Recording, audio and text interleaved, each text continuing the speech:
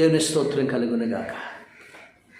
ప్రభునందు ప్రియులారా, మనకు బదులుగా ఆ దేవుడు ఈ లోకానికి వచ్చి మనకు బదులుగా ఆయన మరణించాడు. యేసు ప్రభువారు మనకు బదులుగా ఆయన దరిద్రుడై మనల్ని ధనవంతులుగా చేశాడు.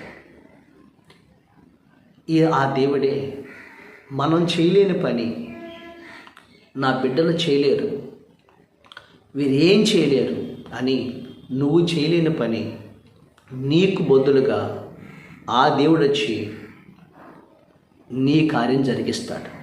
హల్లెలూయా. కాబట్టి ఆ దేవుడితో నువ్వు పెనవేసుకుని ఉంటే నీ కార్యాలు నీకు బదులుగా ఆయనే నీ కార్యం చేసి పెడతాడు. హల్లెలూయా.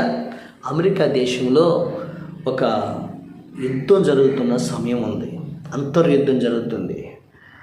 అప్పుడు ఆ దేశంలో ఒక గ్రామంలో ఒక పేద వ్యక్తికి మిలిటరీలో నుండి ఒక లెటర్ వచ్చింది. యుద్ధంలో మీరు జాయిన్ అవ్వాలి అని లెటర్ వచ్చింది. ఆయన పేరు రాబర్ట్ వెండెల్. అతనికి మిలిటరీలో అతనికి లెటర్ వచ్చింది. మీరు మిలిటరీలో జాయిన్ అవ్వమని తాకీదు వచ్చిందంట. అంటే ఆ దేశంలో ఆ రోజుల్లో ఖచ్చితంగా ఇంట్లో ఉన్న యవనస్తులు ఒకవేళ వాళ్ళందరూ కూడా జాయిన్ అవ్వమని చెప్తూ ఉంటారు. ఆ టైంకి వెళ్ళాల్సిందే. చూడండి, ఇద్దరు మమ్మరంగా ఉన్నప్పుడు రిటైర్ అయిన మిలిటరీ వాళ్ళు కూడా తీసుకుంటూ ఉంటారు. అయితే ఇతను చాలా పేదవాడు.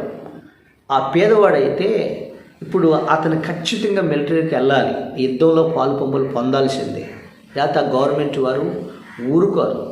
అయితే ఇప్పుడు ఆ సమయం అందు తన భార్య వ్యాధిగ్రస్తులయ్యిందంట. అతనికి 6 పిల్లలు ఉన్నారంట. 6 పిల్లలు ఉన్నారు. వారు చాలా చిన్న వయస్సు వారైనందున తాము యుద్ధమునకు వెళితే తన భార్య రోగి చచ్చిపోతుంది. తర్వాత తల్లి గురించి శ్రద్ధ తీసుకుని లేరు, తన పిల్లల గురించి చూసేవాళ్ళు లేరు, తనకున్న చిన్న పొలం పనులు చూసుకునే వాళ్ళు లేరు అని తన భార్య ఏడుస్తుంది. ఏమండి, మీరు వెళ్ళిపోతే నన్ను ఎవరు చూస్తారండి, నేను అనారోగ్యంతో ఉన్నానండి, నేను చచ్చిపోతానండి భార్య అంటుంది. అతను పిల్లలు అంటున్నారు, నాన్నని వెళ్తే మా పరిస్థితి ఏంటి, మమ్మల్ని ఎవరు చూసుకుంటారు అని పిల్లలు అంటున్నారు. అయితే వీళ్ళ మాటలు విని రాబర్ట్ వెండెల్ అంటాడు, నీకేం కాదు, నేను ఖచ్చితంగా నేను చేస్తాను, నేను తిరిగి వస్తాను, నేను వచ్చే వరకు నీకు ఈ రోగం పూర్తిగా నయమైపోయింది, మన పిల్లలు చక్కగా చదువుకుంటారు, కాబట్టి నువ్వు భయపడక అని ధైర్యం చెప్తాడు తన భార్య పిల్లలకి. ఈలోపు తన పొరిగింటి వాడు ఒక ఆయన ఉంటాడు, ఆయన పేరు జాన్ స్మిత్. వీళ్ళిద్దరూ కలిసిమెలిసి ఉంటారు. వాళ్ళిద్దరూ పొలంకి వెళ్తున్నప్పుడు కానీ పొలం పనులు చేసేటప్పుడు కానీ చాలా క్లోజ్గా స్నేహితులుగా ఉంటారు. అయితే అతను ఏదంటే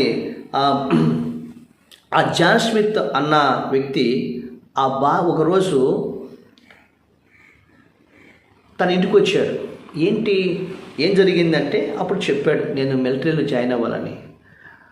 అప్పుడు నీవెప్పుడు బయలుదేరుతున్నావు అని జాన్ స్మిత్ అన్న వ్యక్తి ఈ రాబర్ట్ వెండెల్ పేదవాడిని అడిగాడు. రేపే నేను రిపోర్టింగ్ చేయాలి అన్నాడు. అప్పుడు అందుకు జాన్ స్మిత్ ఏమన్నాడంటే, నేను మరి ఒక మాట అడిగాడు, ఏది నీకు ఆర్డర్ వచ్చిన కాగితం ఏది చూపించు అని అడిగాడు. అప్పుడు ఆ ఆర్డర్ వచ్చిన కాగితాన్ని చూపించాడు. ఆ కాగితం చూసి ఇస్తూ చాలా దుఃఖపడుతూ ఆయన దుఃఖపడటం ప్రారంభించాడు. నా భార్యని నేను వదిలిపెట్టి వెళ్ళాల్సి వచ్చింది, నా బిడ్డలని నేను అనాథలుగా వదిలిపెట్టి వెళ్ళాల్సి వచ్చింది అని ఏడుస్తూ ఆ కాగితాన్ని ఇచ్చాడు. అప్పుడు జాన్ స్మిత్ అతని భార్యను పిల్లలు ఏడ్చుట చూసి వారిపై ఎంతో జాలిపడ్డాడు. ఎవరో జాన్ స్మిత్ అన్న వ్యక్తి. అతను భుజం మీద చేయేశాడు. ఈ జాన్ స్మిత్ వ్యక్తి ఇక రాబర్ట్ వెండెల్ భుజం మీద చేయి వేసి ఒక మాట అన్నాడు, ఈ రోజు నుండి నా పేరు రాబర్ట్ వెండెల్. అంటే నీ పేరు నా పేరు, నీ పేరు నా పేరు, నా పేరు నీ పేరు, రాబర్ట్ వెండెల్.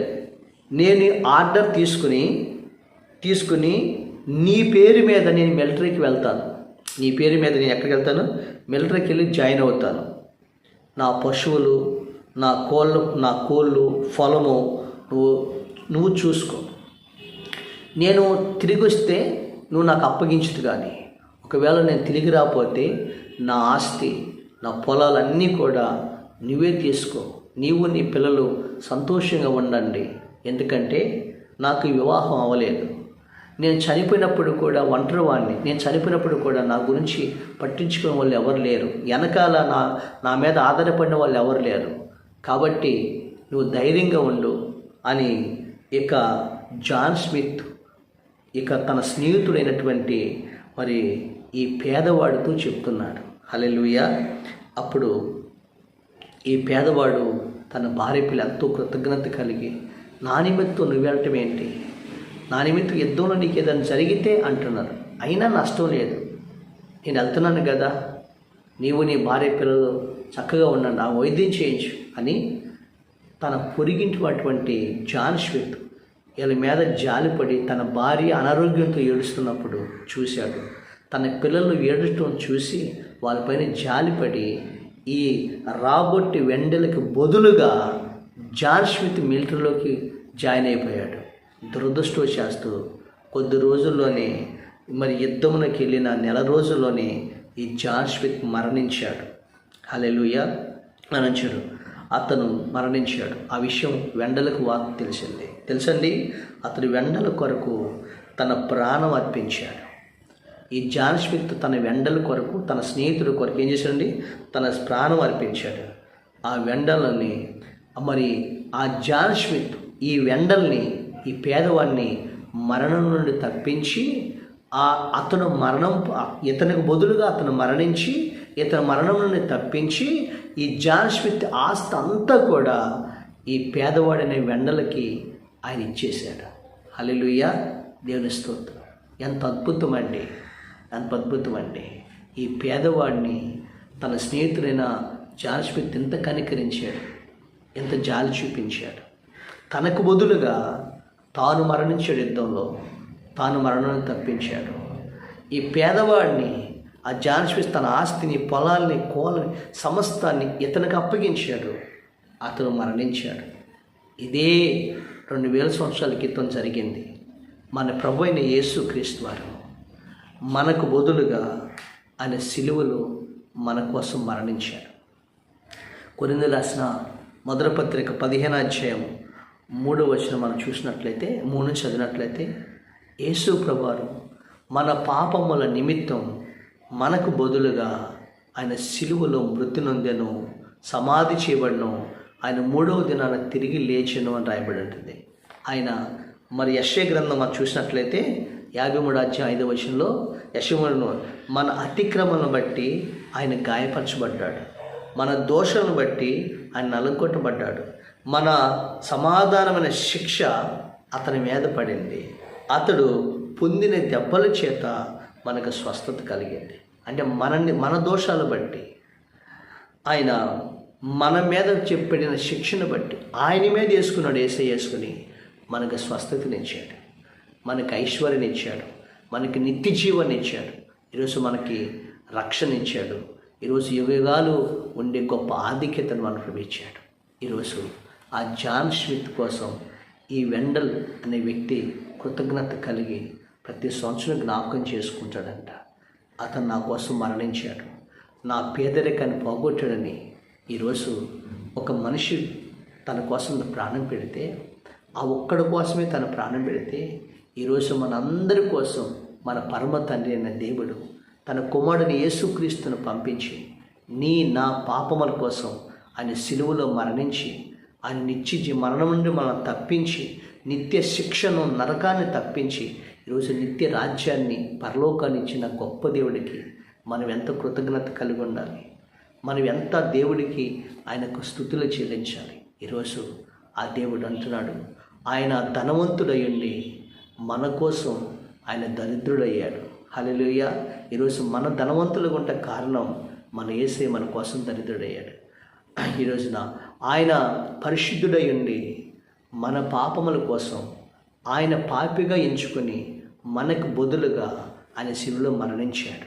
మనం పాపులం, మనం దోషులం, కానీ ఆయన పరిశుద్ధుడు. కానీ మనకు బదులుగా ఆయన మన శిక్ష ఆయన మీద వేసుకొని మన కోసం మరణించి ఈ రోజున మనకి పరలోక రాజ్యాన్ని ఇచ్చాడు. దేని స్తోత్రం. మరి ఆ దేవుడి కొరకు నువ్వు ఎంత కృతజ్ఞత కలిగి బతుకుతున్నావు? ఆ దేవుని ఎంతగా ప్రార్థిస్తున్నావు?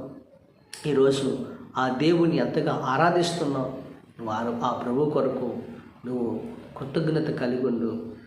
ఆ దేవుడిచ్చిన నిత్య జీవంలోనికి, పరలోకంలోనికి నువ్వు చేర్చబడతావు. ఇంత గొప్ప రక్షణ నిర్లక్ష్యం చేసేవనుకో, ఆ దేవుడు చేసిన త్యాగం వ్యర్థమైపోయింది. రేపు నిత్య నరకానికి వెళ్తావు. నీవు నిత్య నరకానికి వెళ్ళకూడదని, నీవు శిక్షకు పాత్రుడు కాకూడదని నీకు బదులుగా ఆ యేసయ్య మరణించాడు. నీకు ఈరోజు పరలోకాన్ని నిత్య జీవనం ఇచ్చాడు. ఆ దేవుని కృతజ్ఞత కలిగి ఇచ్చిన రక్షణని, ఇచ్చిన పరిశుద్ధతని, ఇచ్చినటువంటి నిత్య రాజ్యాన్ని కాపాడుకో. ఆయన రాకడలో నువ్వు ఎత్తబడి గుంపులో ఉండి ఆ యుగయుగాలు ప్రభుతో మనందరం ఉండునుగాక. ఆమేన్. దేవుడి మాటలు దీవించునుగాక. పరిశుద్ధుడైన మా తండ్రి, నీ పరిశుద్ధమైన పాదములకు కృతజ్ఞతాస్తుతులు స్తోత్రాలు చెల్లిస్తున్నాం తండ్రి. ఇదిగో నాయన, ఈ వాక్యం ద్వారా విన్న ప్రతి బిడ్డ జీవితాల్లో మాకు బదులుగా నువ్వు చేసిన గొప్ప కార్యాన్ని బట్టి స్థుతులు చెల్లిస్తూ, వాళ్ళందరి జీవితాల్లో ప్రభా ఇదిగో వాళ్ళు చేయలేని కార్యంలో జరిగించి గొప్ప విజయం ఆ బిడ్డకు దయచేయమని యేసు నామములో చున్నాము తండ్రి. ఆమేన్.